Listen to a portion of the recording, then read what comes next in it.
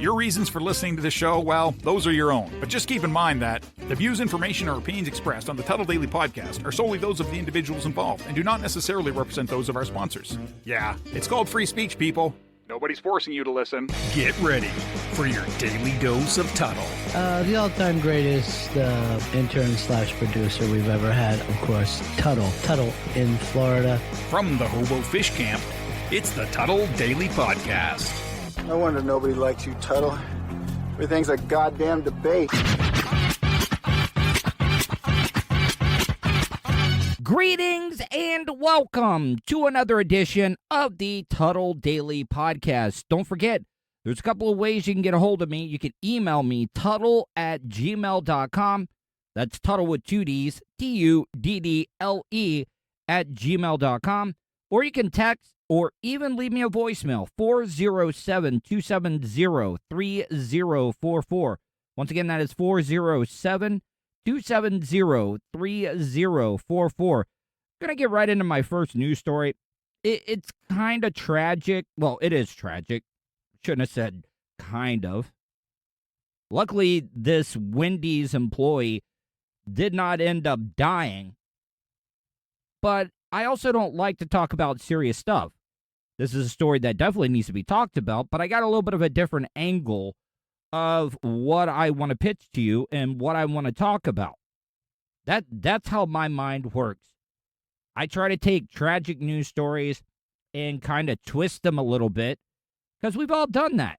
And when you find out what this kid got shot and sent to the hospital, put in intensive care, you're going to be like, oh, I see where you're going with this, Tuddle. 16-year-old Brian Durham Jr. is in stable but critical condition. His father tells me he underwent a 5-hour surgery, but he still can't talk, although he is responding to commands with movement. Just looking at him in that bed, bro. I got to tell you, this kid's father, because the kid that ended up getting shot, the Wendy's employee, is only 16 years old. But his dad seems cool as hell. Like, man, seeing him in that hospital bed, man, bro. I'm used to him, Daddy, that's it. He's just like, Words come up short for this father. he went to work that day, happy. I mean, do we all remember our first jobs? Like, it's not a job that we particularly like, because I know for a fact my first job was working the overnight stock at Winn-Dixie. Not in the greatest neighborhood, per se, but my cousin, he was the assistant manager. And, your parents just want you to get that first job. They really don't care what it is. You're just going to do it because you got to get out into the workforce. You got to get out and just have some type of responsibility. There might be some teenage kids, 18, 19, but this kid was 16. I remember at our school up in Pearson-Taylor, we had the work co-op program that if you did get a job your senior year, you could get out like an hour and a half, 2 hours early to be able to go out and work, make some money, get some credit for it. And it was amazing. It was like an internship. Hell, let me back up there a little bit. No, Winn-Dixie was not my first job. I was packing fern at a nursery. I had to box up fern because Pearson, I grew up in DeLeon Springs, but I had to go to school in Pearson because we didn't have a high school in DeLeon Springs. So we went up there. And a lot of people don't know this. Pearson is the fern capital of the world. More fern is produced. And by fern, I'm talking about the decorative, green, leafy stuff that they put in floral arrangements. Yeah, that's what I did. So that was great. I was able to get off of school, get credit, get paid. Hell, it was even better than the first internship I had. Because when I worked at the Crow in Daytona Beach, WKRO 93.1, the alternative rock station, I didn't get paid for that. Gotta tell you, it was a lot more fun working with Ron and Fez. But that was great. But I also worked in Winn-Dixie was like the first 18 adult job. Only white dude on the overnight stock crew. And it wasn't one of those Winn-Dixies, because some of the Winn-Dixies for a little while were open 24 hours. But they would close out one at night. I would stock shelves, being the only white dude. I got to tell you, I gained a lot of life experiences in that first job. After his son, Brian Durham Jr., was shot in the head while working at the Wendy's on 19th Avenue and Glendale Road. They said how the bullet fragments, they don't know how his speech going to be. It's a long recovery. Phoenix police say the shooting stemming from an argument at the drive-thru window. Brian's father says his son was at the cash register in between the window and another employee. So my son is in the middle. Can I get some more barbecue sauce? Yes. This 16-year-old kid was shot over sauce, barbecue sauce. And if I'm just being honest, I mean, Wendy's barbecue sauce isn't that bad, but it's not worth shooting people over. I know for a while there. See, because I got a lot of weird menu items, because I like to get creative with stuff. I remember one of the first items that I ever created on my own, I would get the quarter pounder with cheese, with the fries, get a diet soda.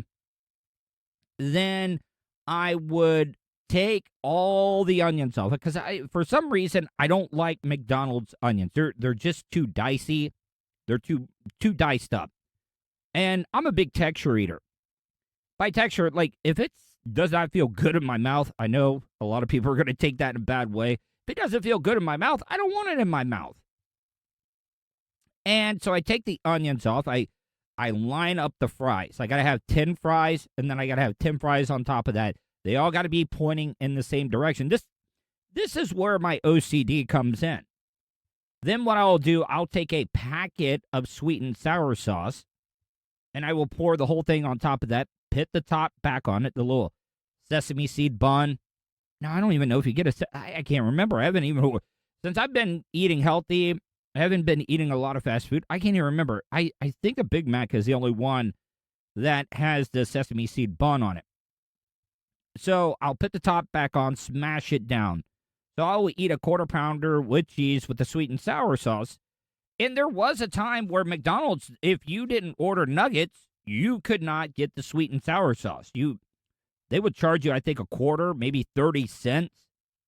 That's complete BS. But I got to tell you, the McDonald's sweet and sour sauce, I could see somebody high as hell, maybe a drug dealer, want that sweet and sour sauce with their 20 fries smashed down to eat it. And also, I know that I'm going on another tangent here, but what the hell, man? Like, I got to end my bites when I'm eating. Also, the other thing, I will not take a sip out of my diet soda that I would get at McDonald's at the time. By the way, McDonald's does have the best Diet Coke. They must have somebody come in there and fine-tune their machine and the mixture, because it is absolutely fantastic. But when I eat, I always have to eat and finish on an even bite. Like, if I'm on an odd bite and I'm about to finish something, I'll take a smaller bite. You know, like if I was on number 9, like this bite, last bite's going to be 9, I will take half of that bite, even though it's a bite that I could take down all in one bite. I will eat half of that last little bite. I know I'm saying bite a lot, bite. But I will do that.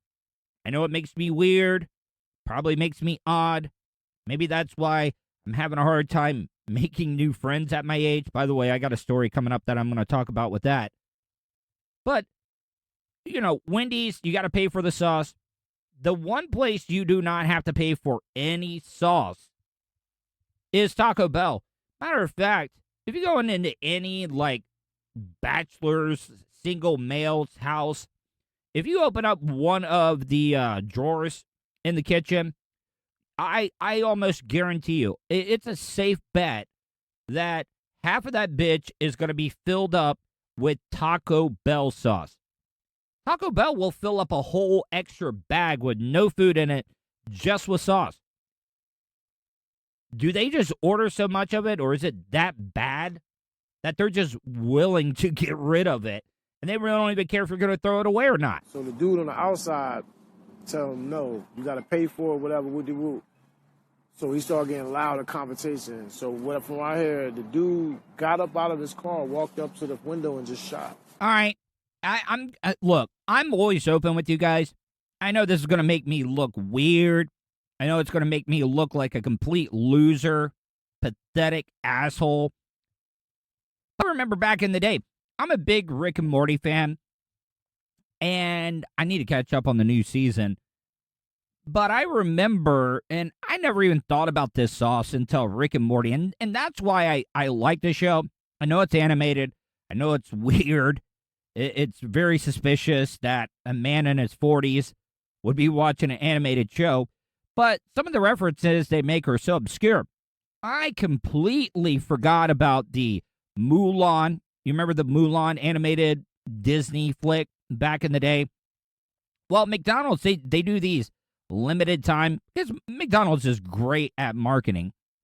But they did that Mulan Szechuan sauce. Completely forgot about it until Rick and Morty did a episode where Rick was completely obsessed with the Szechuan sauce. Now, I will put this on McDonald's. I don't think they realize how much of a demand there would be for it.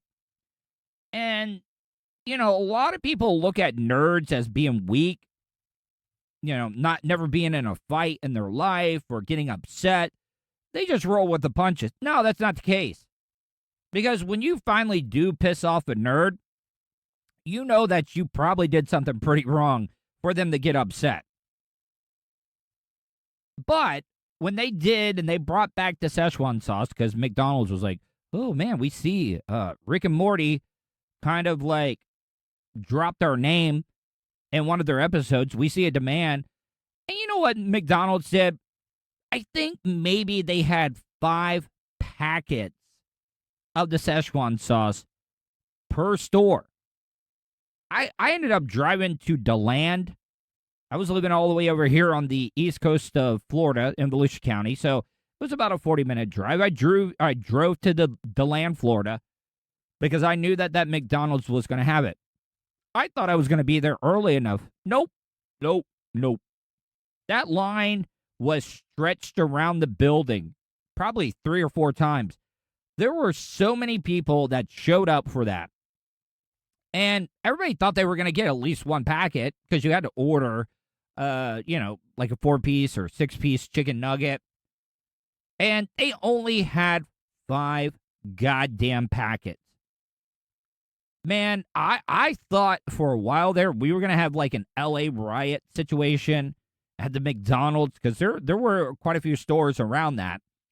And it got pretty ugly. I mean, no real violence. It just was a lot of nerds just being weird and causing a lot of problems. People could not get into the drive-thru. The nerds were blocking off any cars.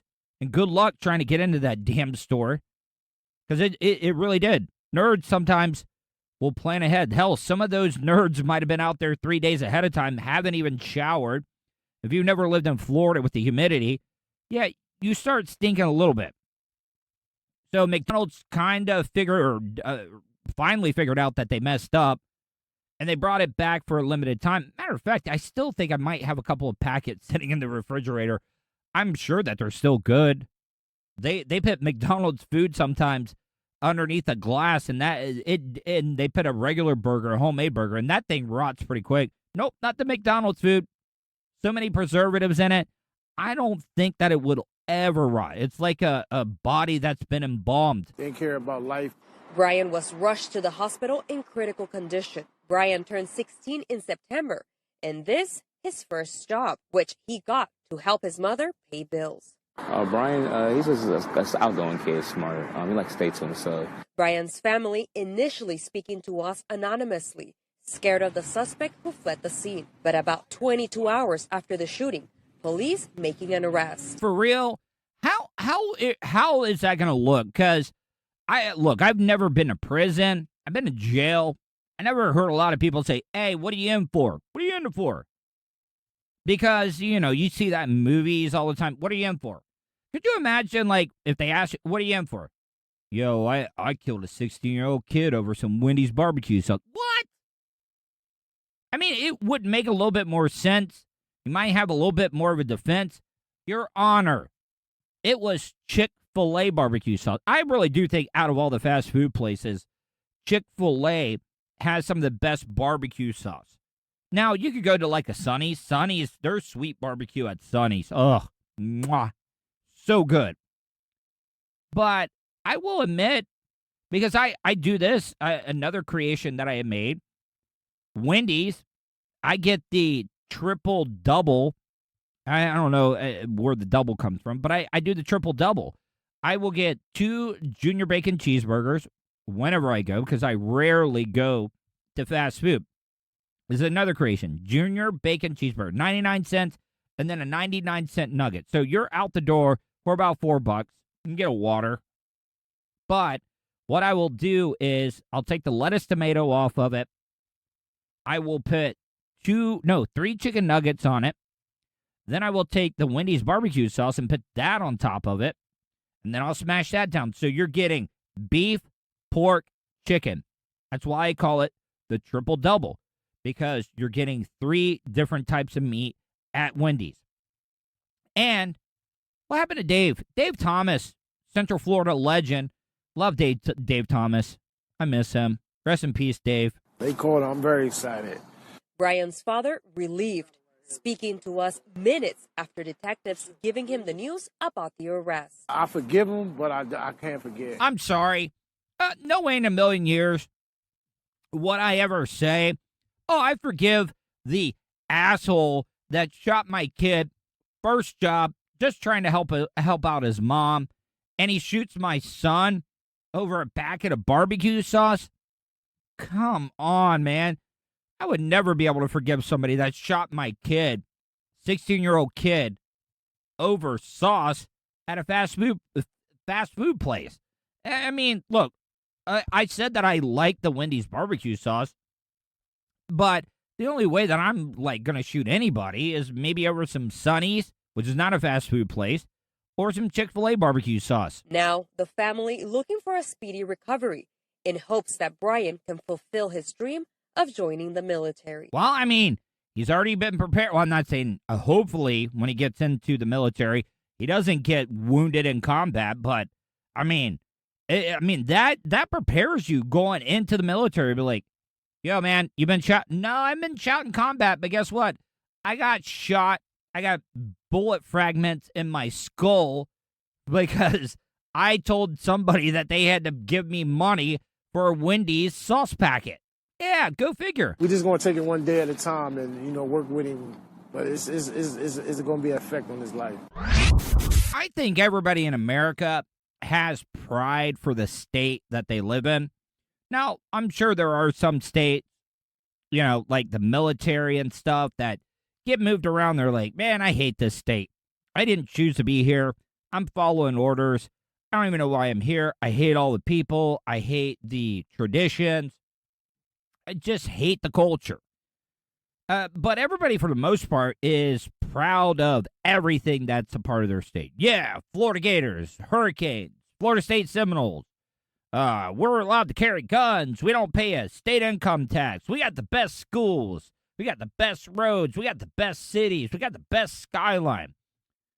I'm just throwing it out there. I know a lot of Florida residents or Florida, people that were born here are going to be maybe mad. But I'm just putting it out there. The bums, the homeless people, the panhandlers, whatever you want to call them. Sorry, I didn't mean to burp. I had a little bubble there in my throat. But for the most part, the bums down here are kind of weak, kind of soft when it comes to the weather. And that's the thing about it, is that a lot of the people that are here in Florida that are homeless, vagrants, whatever you want to call them, have gotten soft because all the bums, the homeless, they all want to come here. And I don't hate the homeless. If I got some extra change in my pocket, I will give it to them. I'm not throwing them paper money. It's just not happening. Because I've been out of work a lot. And you know what?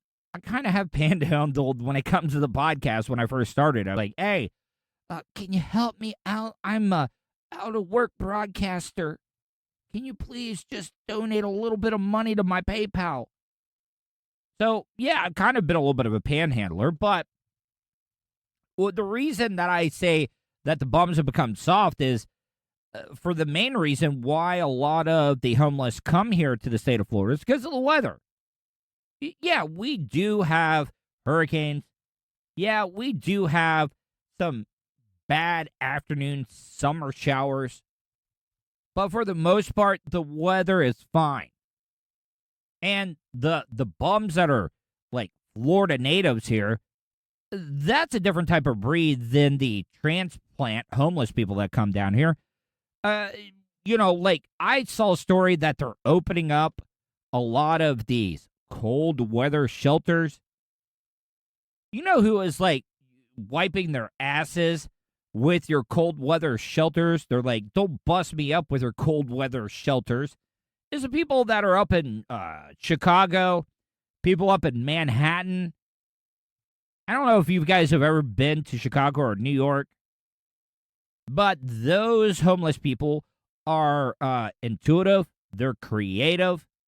They're like the MacGyver of homeless people because some of the shelters, the makeshift shelters that they will make, they're impressive.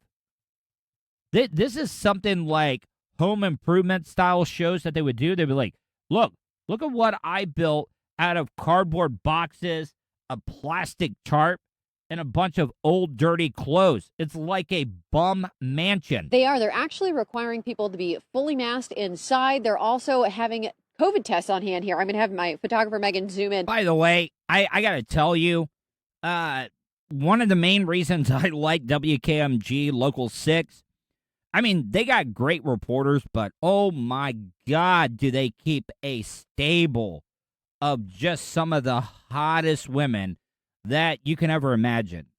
They're all absolutely gorgeous. And, I mean, I remember the first time I realized when WKMG Local 6 was like, oh, man, they are hiring grade A, is Leslie Gale.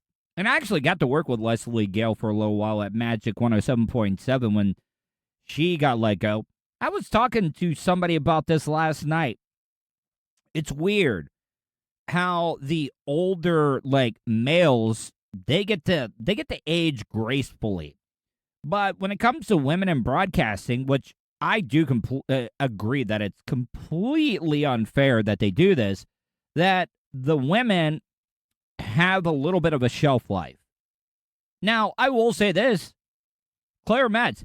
I'm not saying anything bad about Claire Metz's looks, but they've allowed her to age gracefully. And you know why? Because she is a hell of a hand when it comes to reporting. But I do think it's kind of unfair when it comes to female reporters, female anchors, because they do that. And I know a lot of the local news media won't acknowledge it, but they do. Be lucky if you're a guy in broadcast news. This is where people enter. They opened up about 30 minutes ago. So far, we haven't seen too many people coming in except volunteers setting up these check-in tables and getting ready to do COVID tests on those who come to stay at the shelter tonight. And that's also the other thing. I don't ever remember. Maybe I'm just not paying attention because I'll admit, me being a Florida cracker or a Florida native, that it does get cold here. It gets cold to me. But let's be honest, it really does not get that cold. We don't have that many cold days. I mean, you got to be honest. We really don't. I've seen them open up hurricane shelters for the homeless when we get hurricanes. Funny how the hurricanes come in bunches. We'll go 5 years, nothing. High and dry, and then we'll get 2 or 3 in a year. I guess that's how it's working out. I remember back in 2005, I think we got 5 or 6 maybe. And I can understand that. Open up shelters for that, but come on, do we really need to open up cold weather shelters? And that's also the other thing about Florida. If you lived up in Chicago or New York, some of the cities that I mentioned earlier, it stays cold all day long. Florida, yeah, it gets cold overnight. But guess what? The sun is going to warm everything up. The sun will come out tomorrow. The shelters are just basic sheltering accommodations. It's a warm place to stay. There's a basic cot. So if there's any special needs or anything that folks have, they should bring anything that they have for that either condition. Director of the Lake County Office of Emergency Management, Megan Milanese, says it'll be a basic setup at the shelter, but it's meant to help people get through the cold nights ahead. Now, I will admit, it definitely gets colder up in Lake County than it does here in Volusia County, Florida, because it does stay a little bit warmer on the coast, but also at the same time, we have to deal with more wind. We deal with a lot more wind on the coast, so the wind chill factor is going to be a little bit colder. But when we're just talking about straight cold, yeah, Lake County is one of those things because you're getting close up into Marion County, the Gainesville area. And for some reason, that place just retains any temperature. During the winter, cold all day. During the summer, one of the hottest places you're ever going to find. We activate our cold weather shelter plan whenever we have a weather prediction that shows our temperatures dipping below 40 degrees. Back to what I mentioned earlier, living around the DeLeon Springs, Florida area, being the fern capital of the area, of the world, or if you got a lot of orange groves around you, if you hear the pumps to spray water when they're freeze protecting, and a lot of you guys are probably like, what do you mean by water freeze protecting? Well, I'll tell you why.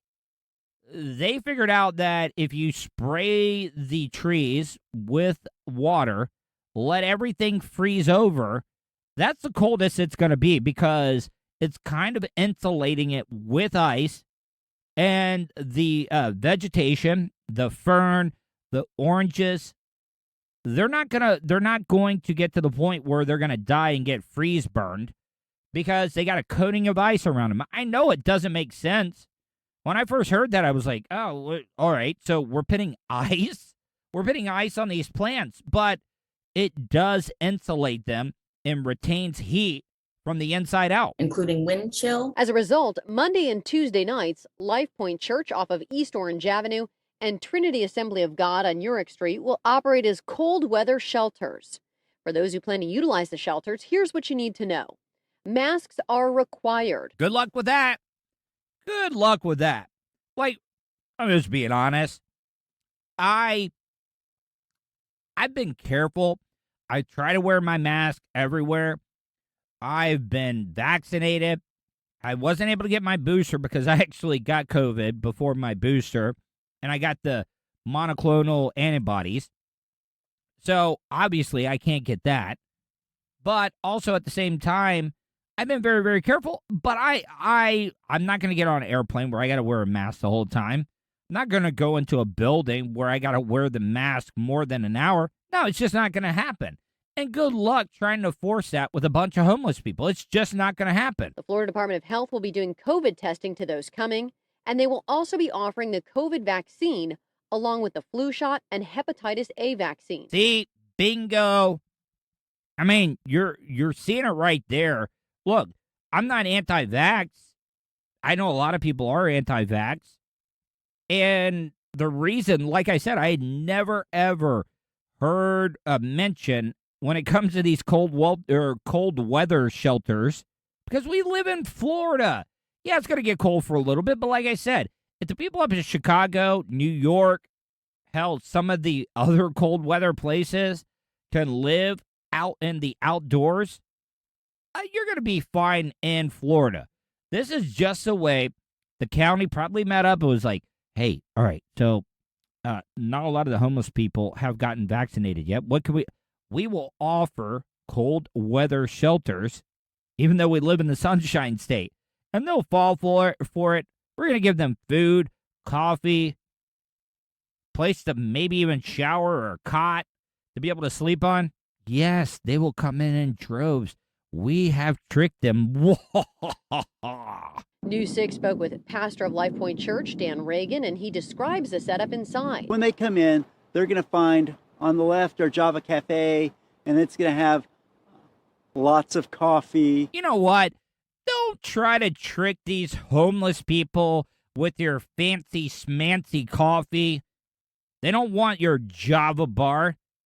They want some straight up Winn-Dixie Public style weak ass. Well, some of them are strong, but for the most part, they're kind of weak. They just want that flavored, dark, coffee flavored water. And they'll move on. We don't need your fancy stuff. We don't need you making the foam look like images on top of my coffee. I just want to get it in there. I want to get that coffee in me because I haven't pooped in a couple of days because I've taken so many pain pills. And the caffeine is going to help me get rid of all this stuff. It's like the world's natural laxative. And a hot meal. And we have a couple rooms set up where there's cots where they'll be able to sleep. Milanese says in terms of offering the shots, they wanted to take this opportunity to get the COVID vaccine to those who might not have had the opportunity to get it yet. The folks who come to our shelters can sometimes be vulnerable populations, which sometimes can also be hard to reach populations. Sorry, I really do have to disagree with that statement. Matter of fact, the homeless probably have the best immune system that all the vaccination stuff. Trust me, when you don't get to wash your hands all the time, you're wiping your ass with random things. You get fecal matter on those. You can't afford fingernail clippers, so you're probably biting those. Yes, homeless people got the best immune system. Matter of fact, if I'm just being honest, I would love to see a study. I would like to see a study that shows the amount of homeless people that have died from the coronavirus. Matter of fact, I think if the coronavirus enters a homeless person's body, they're like, uh-oh, we messed up. We're in the bad-ass neighborhood. It's like when a white person gets off at the wrong exit and they find out they're in the projects or a really bad neighbor. Remember from when Chevy Chase and Family Vacation, they get off the wrong exit and they're like, roll them up. Yeah, that's exactly what the coronavirus probably is. Roll it up, buddies. We picked the wrong body today. Now, for those who need help getting here, the county is offering free transportation through Lake Express. We're going to have the details over on our website, clickorlando.com. They are also doing at-home pickups for those who might not be able to make it to a bus stop or during one of those scheduled times. For now, in Lake County, I'm Lauren Cervantes getting results, News 6. Thank you, Lauren Cervantes. If you get a chance, check her out. You'll know what I mean about Local 6 hiring a hot stable of women. I want to get into my last news story. I find this kind of interesting because it's funny, back in the Wild Wild West, we used to have, train stick-ups or train robberies where the outlaws would be riding their horses. They'll grab onto the side of the ladder on one of the trains to be able to hop on it. They usually try to rob some of the gold or the rich people. But no, they're not doing that. I've lived close to a lot of train tracks, and a lot of these trains in these busy metropolitan areas, they got to pull off to let other trains go by. That's the thing about train tracks. You don't have double lanes sometimes like you see other roads, so some of the trains, they got to pull off to be able to let another train go by. And the one thing I will say about this, people that are just natural thieves, they're creative. I don't want anybody to think that I approve of what people are doing, but you got to look at it and be like, yeah, I got to tell you, if they took that initiative and try to figure out things by problem solving, they would not have to steal. And like I said, once again, not approving of it, but I got to tell you, these people are pretty creative in realizing that when these trains pull off, especially in Los Angeles County, L.A., that they got a good chance of robbing this train. And also at the same time, I don't understand how it's that easy to do this. They don't have security. On those old Western trains, they would have some cowboy walking the roof with a sawed-off shotgun, like Omar from The Wire. Yeah, I'm watching that still. Gonna probably start the third season today. But it's really, really easy. They don't even have locks. It's just like some of that plastic stuff just make sure that the container and stuff isn't tampered with, because it's just way too damn easy. If you live in Los Angeles and your package hasn't been delivered, you might want to check the rail line in the east of the city. Man, I really love it when I can find a news story that has BBC, that's broadcasted by the BBC, because, I don't know, I kind of love having some fancy, smancy, British, snooty type reporter. I'm not saying that about Amy Sinha that does some of the readings for me. No.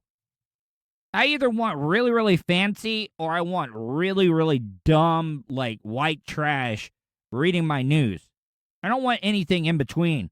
Freight trains passing through this area have become an easy target for thieves who leave evidence of their raids all over the tracks. And what he meant by leaving the evidence all over the place, it's straight up, and no offense at people that live in some of the big cities in India, but oh my God, it looks like Mumbai, because there is so much trash over the tracks. It does look like India. You're like, holy crap, when did LA start looking like some of the big cities in India? Because there are packages all over the place. I mean, it's just absolutely littered.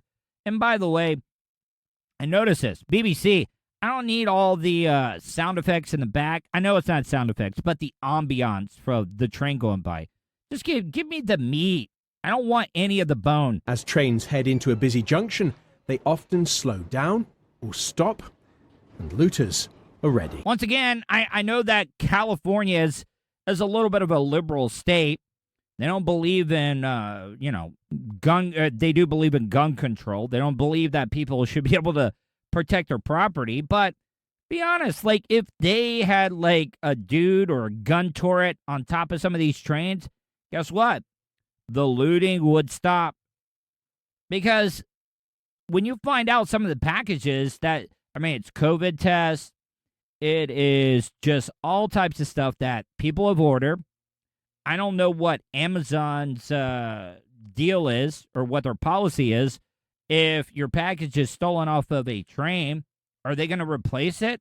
I don't know. I don't even know how they would find out.